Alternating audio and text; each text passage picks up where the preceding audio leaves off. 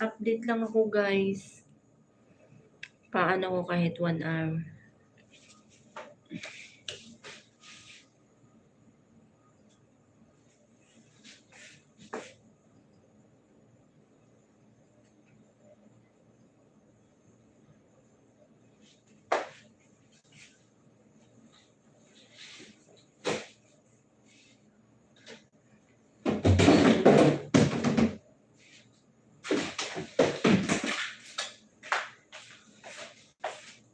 Sis Usang, salamat sa tuso. Kenji, mega love shout out. Sisi Osang, salamat. Update ako. Wala hanggang gabi to. Hindi tayo makakapag ba. Kulasa. Kulasa talaga sis Osang. Grabe siya, oy. Isa lang gamit kong ba. Salamat guys sa patusok. Work mode si Inday. Daming work. Nagdiligpit ako si Osang, oh. Simula pa kaninang maga yan, wala pang katapusan yan. Ilang araw pa yan. Nag-ayos kasi ng ng kusina. Paggawa ng kusina amo ko, yan ang ba? Simula nang dumating ako, busy ba?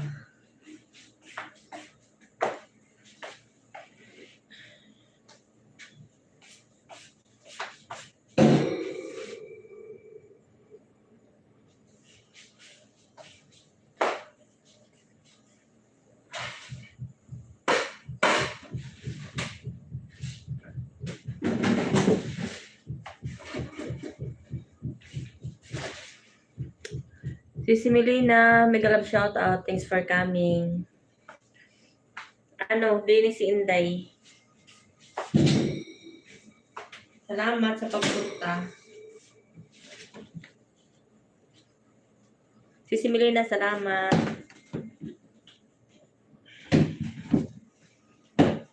Hindi ako makapag-LS ng na hindi nagtatrabaho, puro work ba. Sa taas wala akong net. Mahina ang net ko sa kwarto. Kapatid mo si Bicolana official vlog. Oo. Kapatid ko siya. Ate niya ako. Nasa taas siya naglilinis. Kapatid ko siya, Sisi.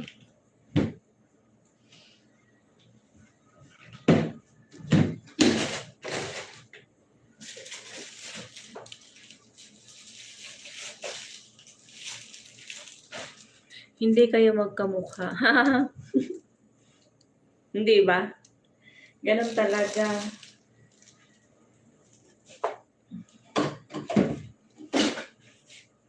Yun eh. Yun eh, yung Mahilig siyang mag-ayos. Mas mahilig siyang mag-ayos kaysa sa akin. Ako, wala akong kaayos-ayos. O, tingnan mo, o. Walang ganito. Pag nasa taas ako, minsan nagre-lipstick din ako. Pero, hindi kasi tulad niya na ano ba, maayos. Ako hindi. Ano lang ako, yung suklay lang. Kahit nung dalaga ako, ganun lang. Hindi ako masyadong mahilig ano ba.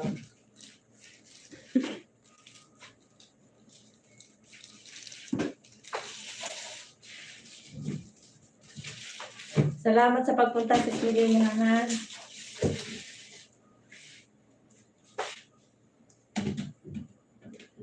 Update ako kasi hindi na ako nakakapag-upload din eh.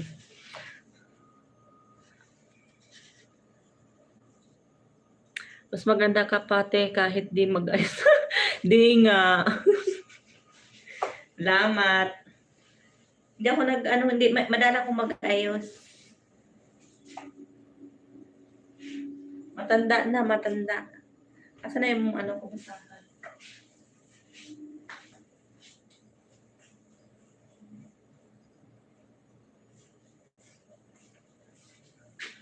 dami kong trabaho pagdating ko ba, bili ka din ng biit. Pagka okay naman, sabi niya nga daw masakit daw ulo niya, naglilinis doon sa taas, okay naman. Kagabi doon nilalagnat, hindi ko naman alam, ngayon niya lang sinabi. Hindi nga ako marunong kumanta. Sis Osang, alam mo na. Hindi ako makapag-live na walang trabaho ba.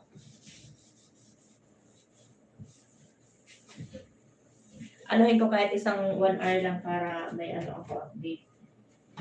Kilolo.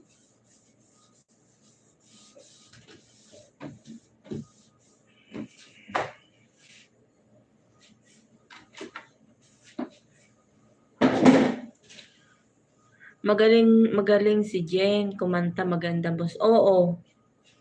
Ano yun? Medyo, yun, marunong kumanta. Marunong sumayaw ako, hindi. Hindi ako marunong.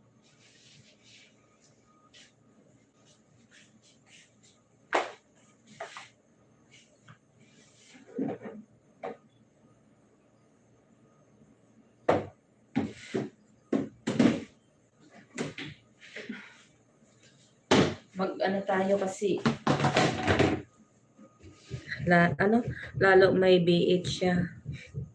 Oo nga, kumpleto na siya ng gamit. Pagbalik ko nga, kumpleto na lahat eh. Ako wala pa akong ganyan. Wala pa akong hindi ko pa masisingit yan.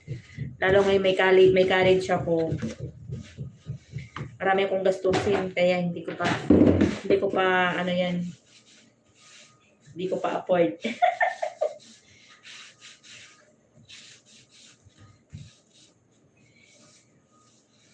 Parang kailan lang nung nagpabakasyon ka. Oo, wala. Hindi ko tinapos yung bakasyon ko. Nung nagbakasyon ka tapos bumalik ka na. Dapat ang balik ko talaga July 3. July 3 tapos nakiusap yung amo ko na balik na daw ako kasi nga magpapasting sila. Kaya ang fasting start sa diba sa 25 yata tapos nag-apura siya. Yung pala ito ang inaapura niya kasi maraming gagawin. O diba? Dapat 3 weeks pa ako sa Pinas. Pero okay naman kasi nga usapan namin after 1 year uwi ulit ako kasi nga graduating yung panganay ko. Yun ang pinangahawakan ko sa kanya na pauwi niya ako after 1 year. Kaya baka mga by July uwi ulit ako ng Pilipinas, graduating yung ate ko. Pero hindi ko lang sure kung balik pa ako sa kanila. Kasi medyo nakakapagod na ba. Graduating na din yung panganay ko eh. Bali isa na lang yung yung bunso ko. Nakakatamad pala yung pag nagbakasyon ka tapos babalik ka. Parang nakakatamad siya. Bigla lang ako nakaramdam ng tamad sa katawan. Hindi naman sa ayaw ko siya hindi ako magtrabaho kaso nga lang yung nakakapagod. Yung hindi katulad ng sa Pinas na hawak mo yung mo ba oras mo. Tapos kung magtrabaho ka doon, eh, hindi mo talaga as in full. Yung mapupursige, hindi ka tulad dito kahit may sakit. Oo, nakakatamad talaga. Oo, nakakatamad. Sabi ko nga, nagsisi ako. Sabi ko kung may ipon lang talaga ako, hindi na ako babalik ba. Kaya ngayon ang ano ko, mag-ipon ako tapos siguro baka hindi na rin ako bumalik. Kasi ano eh, kakapagod. Paulit-ulit. Tapos ano yung trabaho mo dito, ano ba, yung nakakapagod yung pagluluto. Tapos mga wala silang konsiderasyon. Kahit pagod. Kaya ito, nagliligpit ako. O, maya-maya mag-aasikaso na naman ako kasi fasting ng amo kong babae. Mag-aasikaso na naman ako ng pagkain niya. Liligpitin ko lang muna to ng konti. 'Di ba? Ligpit ng konti. Tapos maya-maya.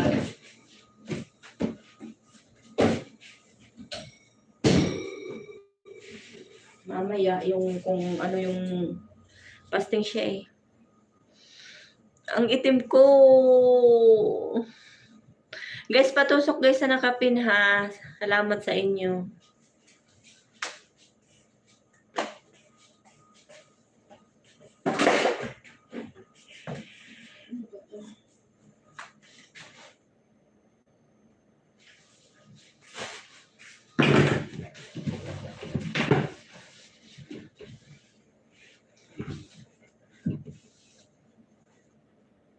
Parang ang laki.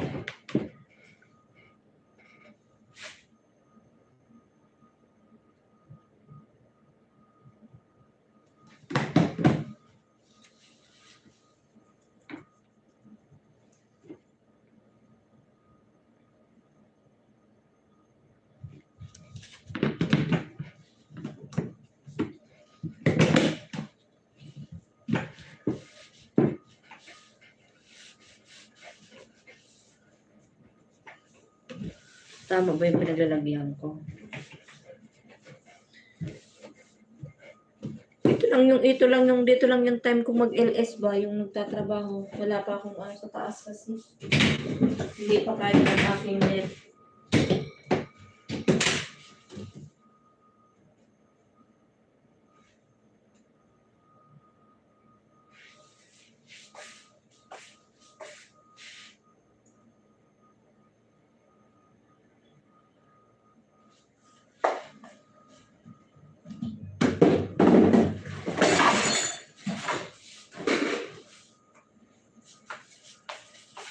Ang hirap mag-ano. Yung mag-ano ka kung saan mo mga ilalagay itong mga tuba.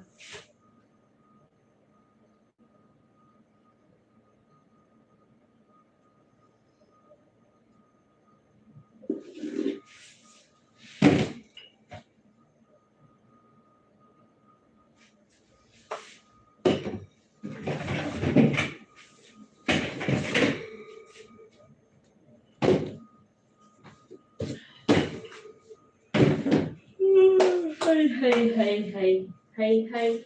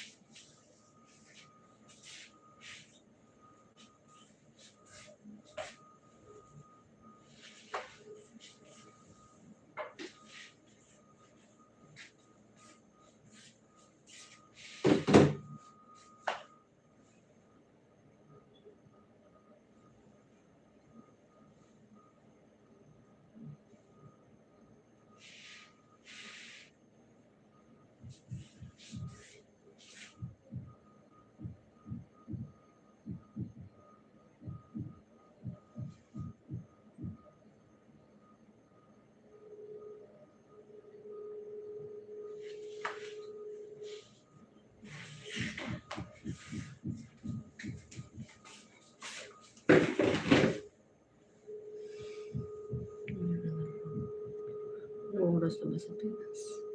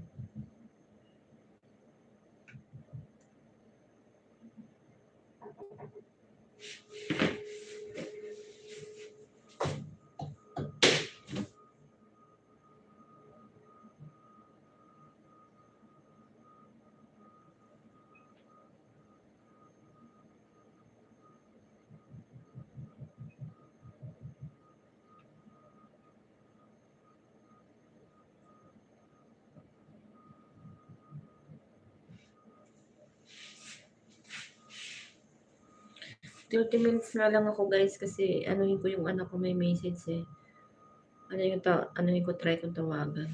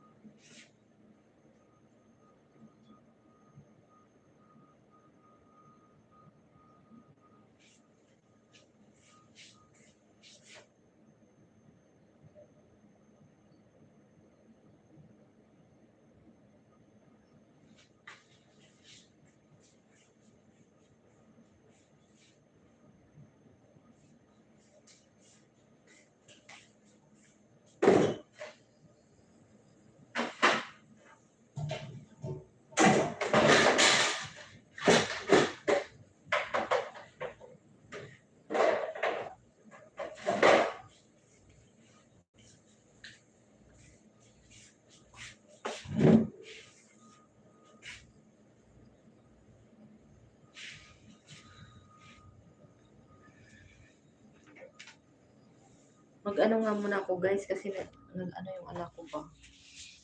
Iko salamat sa support. Si Osang, Kenji, and si Melina. Thank you.